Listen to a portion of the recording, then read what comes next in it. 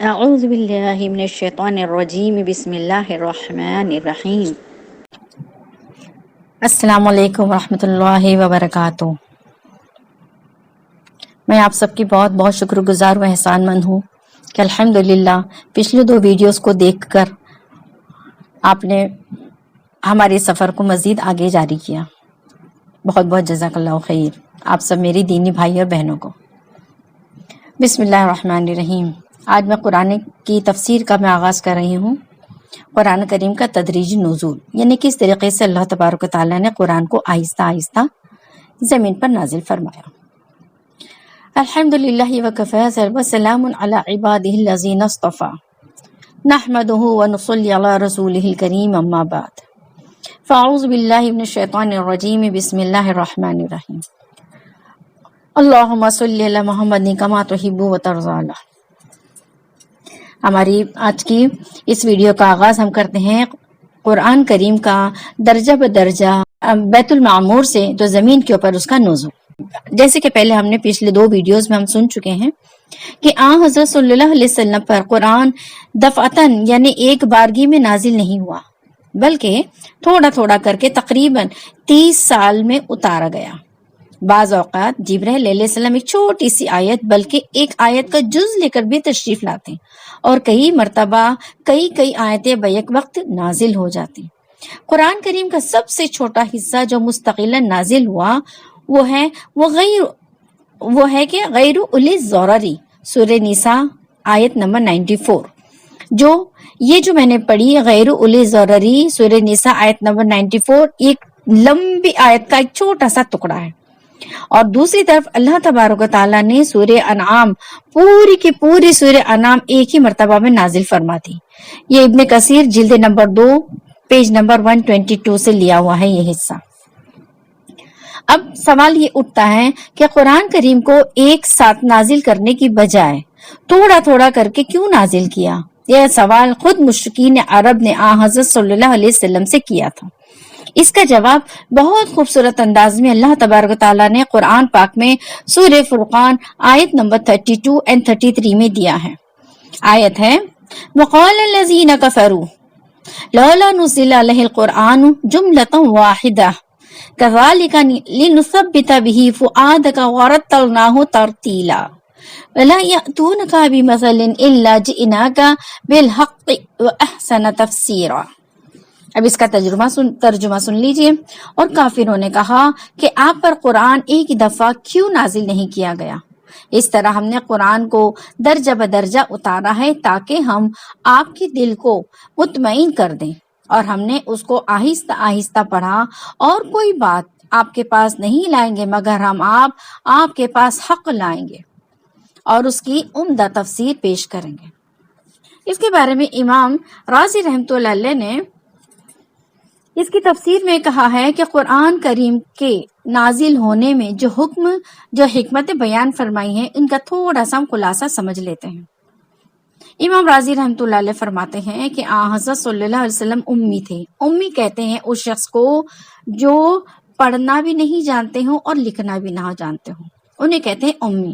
اور چونکہ آپ صلی اللہ علیہ وسلم ہم جانتے ہیں کہ امی تھے، لکھتے پڑھتے نہیں تھے، اس لیے اگر سارا قرآن ایک مرتبہ میں نازل ہو گیا ہوتا تو اس کا یاد رکھنا، اس کو ضبط کرنا دشوار ہو جاتا۔ اس کے برخلاف حضرت موسیٰ علیہ السلام لکھنا پڑھنا جانتے تھے، اس لیے ان پر تورات ایک ہی مرتبہ میں نازل کر دی گئی۔ دوسری حکمت اس میں بتا رہے امام رازی رحمۃ اللہ علیہ، اگر پورا قرآن ایک دفعہ نازل ہو جاتا تو تمام احکام کی پابندی فوراً لازم ہو جاتی، اور یہ اس حکیمانہ تدریج کے خلاف ہوتا، یعنی اللہ تعالیٰ کے جو آہستہ آہستہ درجہ بدرجہ اتارنے کی جو حکمت ہے اس حکمت کے خلاف ہو جاتا، اور جس حکمت کو صرف اور صرف شریعت محمدی میں بہت اس کا خیال رکھا گیا ہے۔ تیسری بات امام رازی رحمۃ اللہ علیہ فرماتے ہیں کہ نبی کریم صلی اللہ علیہ وسلم کو اپنی قوم کی طرف سے ہر روز اذیتیں برداشت کرنی پڑتی تھیں۔ جبرائیل علیہ السلام کا بار بار قرآن لے کر آنا ان اذیتوں کے مقابلے کو آسان بنا دیتا تھا، اور آپ صلی اللہ علیہ وسلم کے دل کو بہت تقویت ملتی تھی۔ چوتھا بتا رہے ہیں قرآن کریم کا ایک بڑا حصہ لوگوں کے سوالات اور جوابات پر منحصر ہوتا ہے اور کبھی مختلف واقعات کے متعلق بھی ہوتا ہے۔ اس لیے ان آیتوں کا نازل ہونا یا اتارنا اسی وقت کی مناسبت سے تھا جس وقت جو سوال کیے جاتے یا واقعات کے بارے میں پوچھا جاتا تو واقعات پیش کیے جاتے اور یا جو سوالات کیے جاتے اس کے جوابات پیش کیے جاتے تھے۔ اس سے یہ ہوتا تھا کہ مسلمانوں کی بصیرت بڑھتی رہتی تھی اور قرآن کی غیبی خبریں بیان کرنے سے اس کی حقانیت یعنی اس کی سچائی اور زیادہ آشکار ہو جاتی، یعنی اور زیادہ اوپن ہو جاتی اور زیادہ سمجھنے میں آسانی ہو جاتی۔ یہ تفسیر کبیر جلد نمبر 6 پیج نمبر 336 سے لیا گیا ہے۔ شان نزول کہتے ہیں کہ جب قرآن کی آیتیں جیسے ابھی میں نے پڑھا کچھ سوالات ہوتے تھے تو اللہ تعالیٰ اس سوالات کے جوابات اتارتے تھے۔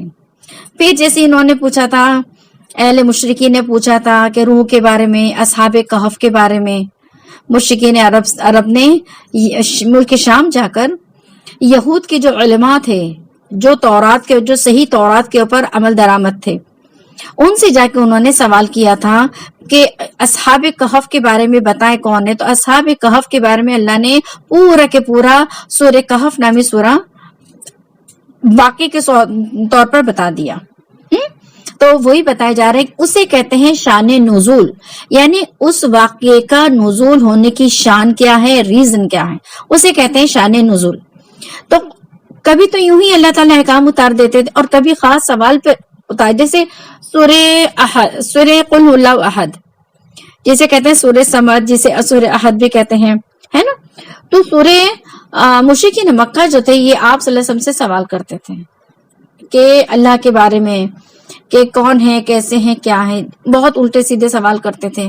اس کے جواب میں اللہ تعالیٰ نے اس پوری کی پوری سورہ نازل فرما دی تھی۔ سورہ قل هو اللہ احد اللہ الصمد لم یلد ولم یولد ولم یکن لہ کفوا احد۔ تو شان نزول ہوتا ہے کسی سوال کے اوپر آیتوں کا اترنا یا کسی سوال پر پورے واقعے کا اترنا۔ کوئی خاص قرآن کریم کی آیتیں دو قسم کی ہوتی ہیں، ایک تو وہ آیتیں جو اللہ تعالیٰ نے خود بخود نازل فرمائی، یعنی جو احکام اللہ کو اتارنے تھے بنا کسی سوال کے، بنا کسی واقعے کے اللہ نے احکام کو نازل فرما دیا۔ کوئی خاص واقعہ یا کسی کا کوئی سوال وغیرہ ان کے نازل ہونے کا ریزن یا سبب نہیں بنا۔ اور دوسری آیتیں ایسی ہیں جن کا نزول کسی خاص واقعے کی وجہ سے یا کسی خاص سوال کے جواب میں ہوا، جسے ان آیتوں کا پس منظر کہنا چاہیے۔ بس اس پس منظر کو ہی کہتے ہیں شان نزول۔ جیسے مثال کے طور پر میں سورہ بقرہ کی ایک آیت پڑھوں گی، لا تنکحوا المشرکات حتی یؤمنا ولأمۃ مؤمنۃ خیر من مشرکۃ ولو اعجبتکم۔ مشرک عورتوں سے نکاح نہ کرو، یہ اللہ نے احکام نازل فرما دیا۔ مشرک عورتوں سے نکاح نہ کرو جب تک کہ وہ ایمان نہ لے آئیں، اور بلا شبہ ایک مومن کنیز ایک مشرکہ سے بہتر ہے، خواہ مشرکہ تمہیں پسند ہو۔ اب یہاں پہ اللہ تعالیٰ نے بغیر دیکھو اللہ تعالیٰ نے از خود اس آیت کو اتار دیا۔ اب میں اس کا شان نزول بھی بتاتی ہوں کیوں اتارے ہیں۔ یہ آیت خاص واقعے میں نازل ہوئی تھی، یہ شان نزول بتا رہی ہیں لا تنکحوا المشرکات کے بارے میں۔ یہ آیت خاص واقعے میں نازل ہوئی تھی زمانے جاہلیت میں۔ حضرت مرثد بن ابی مرثد غنوی رضی اللہ عنہ کی عناق نامی ایک عورت سے تعلقات تھے۔ اسلام لانے کے بعد حضرت مرثد بن ابی مرثد جو ہے یہ مدینہ طیبہ چلے آئے اور وہ عورت مکہ مکرمہ میں ہی رہ گئے۔ ایک مرتبہ حضرت مرثد رضی اللہ عنہ کسی کام سے مکہ مکرمہ تشریف لے گئے تو عناق نے انہیں گناہ کی دعوت دی۔ حضرت مرثد رضی اللہ عنہ نے صاف انکار کر کے فرمایا کہ اسلام میرے اور تمہارے درمیان آ چکا ہے، لیکن اگر تم چاہو تو میں آپ صلی اللہ علیہ وسلم سے اجازت کے بعد تم سے نکاح کر سکتا ہوں، کیونکہ عناق نامی جو عورت ہے یہ فاحشہ عورت ہے اور یہ بدکاری کیا کرتی تھی، ناچ گانے کا کام کیا کرتی تھی، اور یہ اب تک اس نے اسلام قبول نہیں کیا تھا بلکہ یہ مشرکہ تھی۔ لیکن چونکہ ان کے ساتھ بہت گہرے تعلقات تھے اور یہ ان کو بہت پسند بھی کرتے تھے، تو اس کے بارے میں بتا رہے ہیں کہ اگر تم چاہو تو حضرت صلی اللہ علیہ وسلم سے اجازت کے بعد تم سے نکاح کر سکتا ہوں۔ اس کے بعد مدینہ طیبہ تشریف لا کر حضرت مرثد رضی اللہ عنہ نے آپ صلی اللہ علیہ وسلم سے نکاح کی، اسی عناق سے نکاح کی اجازت چاہی اور اپنی پسندیدگی کا اظہار کیا۔ اس پر اللہ تبارک و تعالیٰ نے یہ آیت نازل فرمائی کہ مشرک عورتوں سے نکاح کی ممانعت فرما دی یہاں تک کہ وہ ایمان نہ لے آئے۔ اگر ایمان لے آتی تو اس کا مشرک ہونا اس پر تانا بھی نہیں دیا جائے گا۔ اس کے آگے ہے شان نزول کے بارے کے بعد میں یہ بات بتانا چاہوں گی کہ قرآن کے بارے میں جیسا کہ ہم نے جانا کہ قرآن ایک ساتھ نہیں آیا، اس کی چند حکمتیں بھی ہم نے ہماری نظر سے گزری۔ اور دو طرح کی آیتیں ہوتی ہیں، ایک آیتیں تو کسی سوال کے جواب میں اترتی ہے، اور ایک قسم کی آیتیں ہوتی ہیں جو پورا کے پورے واقعے بتانے کے لیے اللہ تعالیٰ اتارتے ہیں۔ اب حفاظت، قرآن کی حفاظت، قرآن کو قرآن کی شکل میں کس طرح یعنی کتابت کس طرح کی گئی، چونکہ ہم جانتے ہیں کہ قرآن پورا کے پورا ایک ہی دفعہ میں نازل نہیں ہوا، بلکہ اس کی مختلف آیات ضرورت کے حساب سے اور مختلف حالات کی مناسبت سے نازل ہوتی رہی۔ اسی لیے عہد رسالت کہتے ہیں آپ صلی اللہ علیہ وسلم کے زمانے میں، آپ صلی اللہ علیہ وسلم کے عہد میں زمانے میں جس وقت آپ صلی اللہ علیہ وسلم زندہ تھے اور آیتیں نازل ہوا کرتی تھیں، اسی لیے عہد رسالت میں یہ ممکن نہیں تھا کہ شروع ہی سے اسے کتاب کی شکل میں لکھ کر محفوظ کر لیا جائے۔ اسی لیے شروع اسلام میں قرآن کریم کی حفاظت کے لیے سب سے زیادہ زور حافظے پر دیا گیا، یعنی جو بھی قرآن آیت نازل ہوتا تھا، جتنی بھی آیتیں نازل ہوتی تھی تو کوشش یہ ہوا کرتی تھی کہ اسے ازبر یاد کر لیا جائے، اسے حفظ کر لیا جائے۔ شروع میں جب وحی نازل ہوتی تو آپ صلی اللہ علیہ وسلم اس کے الفاظ کو یعنی وحی کے الفاظ کو اسی وقت جلدی دہرانے لگتے تھے تاکہ وہ اچھی طرح یاد ہو جائے۔ اس پر اللہ تبارک تعالیٰ نے سورہ قیامہ کی آیت میں آپ صلی اللہ علیہ وسلم کو ہدایت فرمائی کہ قرآن کریم کو یاد کرنے کے لیے آپ کو عین نزول کے وقت جلدی الفاظ دہرانے کی ضرورت نہیں۔ اللہ تعالیٰ خود آپ میں ایسا حافظہ پیدا فرما دے گا کہ ایک مرتبہ ہی وحی کا نزول ہوگا اور آپ اسے بھول نہیں سکیں گے۔ چنانچہ یہی ہوا، ادھر آپ پر آیت قرآنی نازل ہوتی اور ادھر آپ کو آیتیں یاد ہو جاتی۔ اسی طرح سرکار دو عالم صلی اللہ علیہ وسلم کا سینہ مبارک قرآن کریم کا سب سے زیادہ محفوظ گنجینہ تھا۔ دیکھیں ہم نے شروع ہی میں ہماری فرسٹ ریکارڈنگ کے اندر ہم نے پڑھے تھے نا کہ قرآن کریم 3 جگہوں میں محفوظ ہے۔ سب سے پہلے نبی کریم صلی اللہ علیہ وسلم کے سینہ مبارک میں ہے نا، پھر لوح محفوظ میں، اور کتاب کی شکل میں تو موجود ہی ہے۔ اس کے علاوہ اور یہ ایک ایسا تھا کہ جس میں ادنا سے ادنا غلطی کا بھی کوئی چانس نہیں تھا، کوئی ترمیم و تغیر کا بھی امکان نہیں تھا، یعنی کچھ چینجز کر دو، نہیں یہ ٹھیک نہیں ہے، اس کو برابر کر دو، یہ ایسا نہیں ایسا ہونا چاہتا، اس کو ایسا کر دو، کوئی گنجائش نہیں۔ بالکل صحیح سالم جیسا چاہا اللہ نے ہو بہو اتارا اور ہو بہو اللہ کے نبی صلی اللہ علیہ وسلم کو یاد کرا دیا۔ پھر آپ مزید احتیاط کے طور پر ہر سال رمضان کے مہینے میں حضرت جبرائیل علیہ السلام کو قرآن سنایا کرتے تھے، اور جس سال آپ صلی اللہ علیہ وسلم کی وفات ہوئی اس سال آپ نے 2 مرتبہ حضرت جبرائیل علیہ السلام کے ساتھ قرآن کا دور کیا۔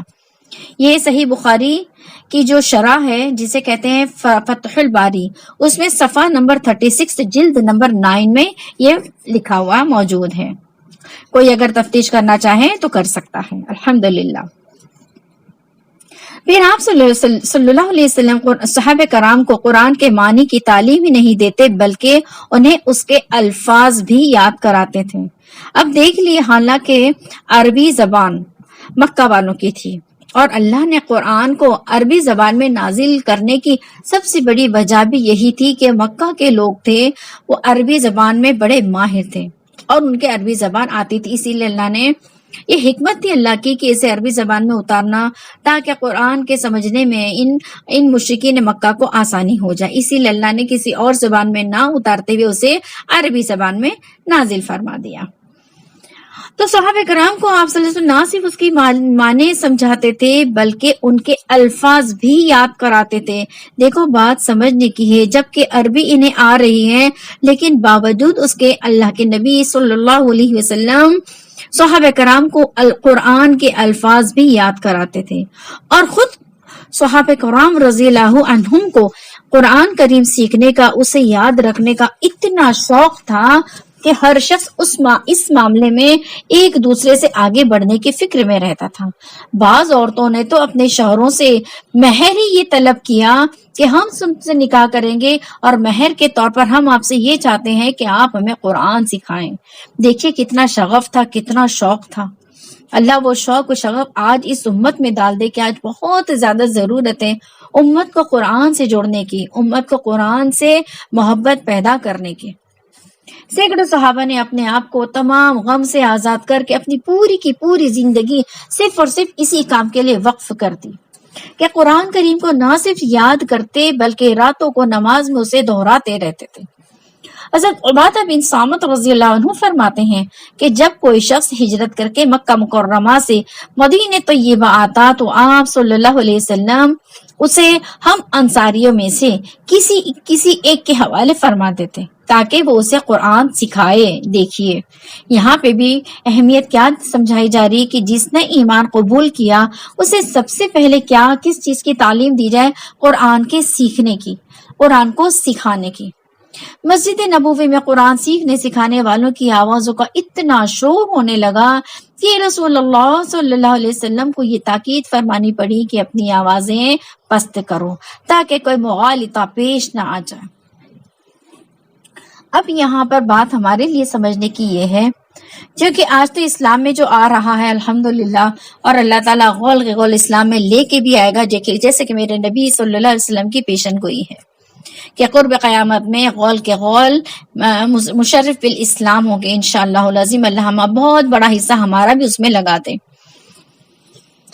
اب ہمارے لیے یہ سمجھنا ہے کہ اب جس طریقے سے ایک انسان جب اسلام کو قبول کرتا ہے تو ٹھیک اسی طرح جب ہمارے بچے جب بولنا شروع کر دیتے ہیں تو ہمارے لیے کیا اب یہ بھی تو اسلام میں قدم رکھ رہے ہیں مسلمان، بے شک by birth they are Muslim, لیکن اب دنیاوی زندگی میں جہاں ہم انہیں ABCD سکھا رہے ہیں وہاں ہم اسے الف با تا ثا بھی سکھائیں، جہاں ہم انہیں ٹوئنکل ٹوئنکل لٹل اسٹار سکھا رہے ہیں، بابا بلیک شپ سکھا رہے ہیں، وہاں ہم انہیں قرآن کی آیتیں بھی یاد کرائیں، انہیں ہم قرآن سے انٹروڈیوس کرائیں، جہاں ہم انگلش سے انٹروڈیوس کرا رہے ہیں ہمارے بچوں کو، قرآنی تعلیمات میں بھی اپنے بچوں کو ماہر کرائیں، جہاں ہم اپنے بچوں کو دین دنیا سکھا رہے ہیں، بہت ضروری ہے اللہ کی پہچان اپنے چھوٹے چھوٹے نونہالوں سے کرائیں، ہمارے نبی صلی اللہ علیہ وسلم کا نام مبارک اور ان کے احسانات، ان کے اخلاق ہمارے بچوں میں اپنے بچوں میں منتقل کرنے کی، یا وہ اخلاق اپنے بچوں میں پیدا کرنے کی ہمیں کوشش کرنی ہے۔ تبھی تو یہ اسلام چمکے گا، تبھی تو ہماری کھوئی ہوئی عزت ہمیں ملے گی، تبھی تو ہمارا کھویا ہوا مرتبہ، ہماری شان جو ہم نے اپنی غفلت کی وجہ سے گنوا دی ہے ہمیں دوبارہ ملے گی۔ ہم خود بھی قرآن سے جڑیں، اس کے احکامات کو سنیں، ان کے ارشادات کو سنیں، اپنی زندگی میں بدلاؤ لائیں، اپنے بچوں کو قرآن نہ صرف حافظ بنائیں، صرف انہیں حافظ بنانا نہیں ہے، اس کے معنی اور ان کے مترجم بھی ہمیں سمجھانا ہے تاکہ بچے کو سمجھ میں آ جائے کہ ہمارا بچہ کیا پڑھ رہا ہے۔ تھوڑی سی ہی لہٰذا ہوا یہ کہ تھوڑی ہی سی مدت میں صحابہ کرام رضی اللہ عنہ کی ایک ایسی بڑی جماعت تیار ہو گئی جسے قرآن کریم ازبر حفظ تھا، منہ زبانی یاد تھا۔ اس جماعت میں خلفائے راشدین، ہمارے چاروں خلفاء، ان کے علاوہ حضرت طلحہ رضی اللہ عنہ، حضرت سعد، حضرت ابن مسعود، حضرت حذیفہ بن یمان، حضرت سالم وغیرہ وغیرہ، ان کے ساتھ ساتھ عورتیں بھی کم نہیں تھی، حضرت عائشہ رضی اللہ عنہا، حضرت حفصہ رضی اللہ عنہا، حضرت ام سلمہ رضی اللہ عنہا وغیرہ، یہ سب خاص طور پہ انہوں نے قرآن کو حفظ کیا تھا۔ الحمدللہ رب العالمین، اللہ تعالی ہم سب کے دل میں بھی تمنا جگا دے کہ ہم بھی قرآن کی ایک ایک آیتوں کو روزانہ یاد کریں، یا تو کم سے کم ہفتے میں ایک دن لے کر ہم قرآن کی چند آیتوں کو یاد کریں، کم سے کم 3 آیتیں یاد کر کے اس 3 آیت کو 5 ٹائم کی نمازوں میں شامل کرتے رہیں تاکہ قرآن آسانی کے ساتھ، سہولت کے ساتھ ہمیں یاد ہو جائے۔ اور یہی فکر ہم اپنی اولادوں کے لیے بھی کریں، ایسا نہ ہو کہ میں تنہا جنت میں جانے کی تمنا کروں، میرے بچوں کو جو دنیا میں کرنا ہے کرے، آج کے ماحول کے حساب سے تمہیں اس چیز کو مینٹین کرنا نہیں۔ ہم بچوں کو دین سکھائیں گے تو یہ بچے ایک بہترین انسان بنیں گے، اور یہی ہماری کوشش ہے، یہ ہمارا سفر اسی لیے خاص ہے کہ ہم اپنے بچوں کو بہتر انسان بنائیں۔ نمازی بن گیا، سب کچھ بن گیا لیکن اللہ کے احکام نہ جانا، شریعت نہ جانا، ماں باپ کے حقوق نہ جانا، بیوی کے حقوق نہ جانا، شوہر کے حقوق نہ جانے، ہم کیسے ادا کریں گے حقوق کو؟ تو تمام قرآن کو نہ صرف ہمارے بچوں کو حافظ قرآن بنانا ہے بلکہ انہیں قرآن کے معنی و مترجم معنی مطالب بھی سمجھانا ہے۔ خیر، شروع کے ابتدائی اسلام میں زیادہ زور حفظ قرآن پر دیا گیا تو اس وقت کے حالات بھی یہی تھے اور طریقہ زیادہ محفوظ بھی یہی تھا کہ یاد کرائے جائے، اور قابل اعتماد طریقہ بھی یہی تھا کہ اسے ازبر یاد کیا جائے۔ اس لیے کہ اس زمان میں لکھنے پڑھنے والوں کی تعداد بہت کم تھی، کتابوں کو شائع کرنے کے لیے پریس وغیرہ کے کوئی سورسز موجود نہ تھے، اسی لیے اگر صرف لکھنے پر اعتماد کر لیا جاتا تو نہ صرف یہ کہ قرآن کریم کی اشاعت وسیع پیمانے پر نہیں ہو سکتی تھی اور نہ ہی اس کی قابل اعتماد حفاظت ہو جاتی تھی۔ اس کی وجہ اللہ تبارک تعالیٰ نے کیا کرم فرمایا کہ اللہ تبارک تعالیٰ نے اہل عرب کو حافظے کی ایسی قوت عطا فرما دی کہ اس کے ایک ایک شخص ہزاروں اشعار کے حافظ ہوتا تھا۔ معمولی دیہاتیوں کو اپنے خاندان ہی کے نہیں بلکہ ان کو اپنے گھوڑوں تک کے نسب نامے یاد ہوتے تھے۔ اسی لیے قرآن کریم کی حفاظت میں اسی قوت حافظے سے کام لیا گیا اور اسی کے ذریعے قرآن کریم کی آیتیں، قرآن کریم کی صورتیں عرب کے گوشے گوشے میں پہنچ گئیں۔ اب یہ جو محنت ہوئی کس کو؟ قرآن کو یاد کرنے کی، اس کو ازبر کرنے کی، اور صحابہ کرام کا ایک بہت بڑا حصہ اس کام میں جڑ گیا۔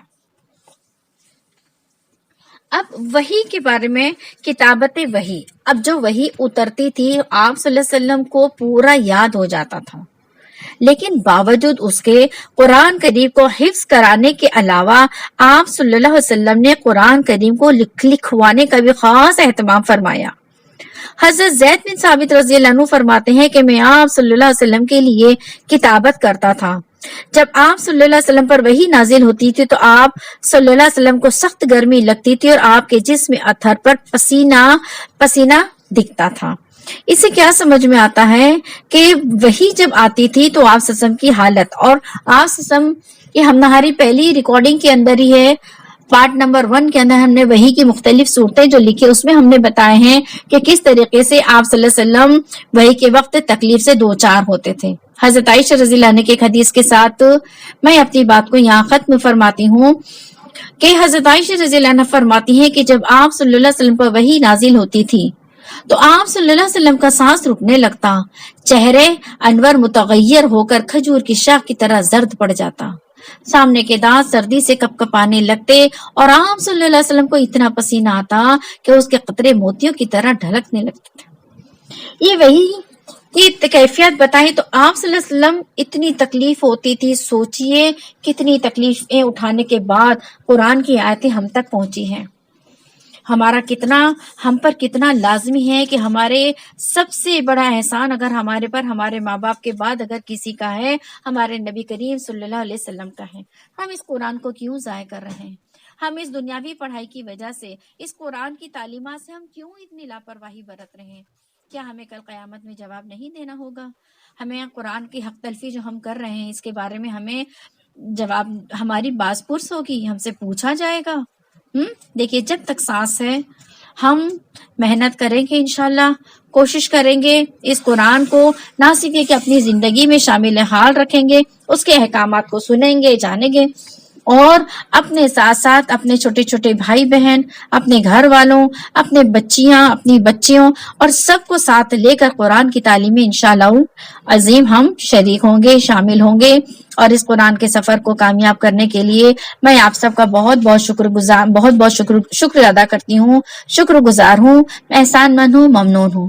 مجھے بہت خوشی ہوگی اگر اس کے ساتھ ساتھ اگر آپ لائک بھی کر لیں، اسے سبسکرائب بھی کر دیں، بیل آئیکن بھی دبا دیں اور شیئر بھی کر دیں، تو ہمارا یہ کام، ہمارا جو سلسلہ چند سینکڑوں تک پہنچا ہے تو اللہ تعالیٰ ہماری آپ لوگوں کی چھوٹی سی کوشش پر اسے ہزاروں اور لاکھوں تک پہنچا دے گا۔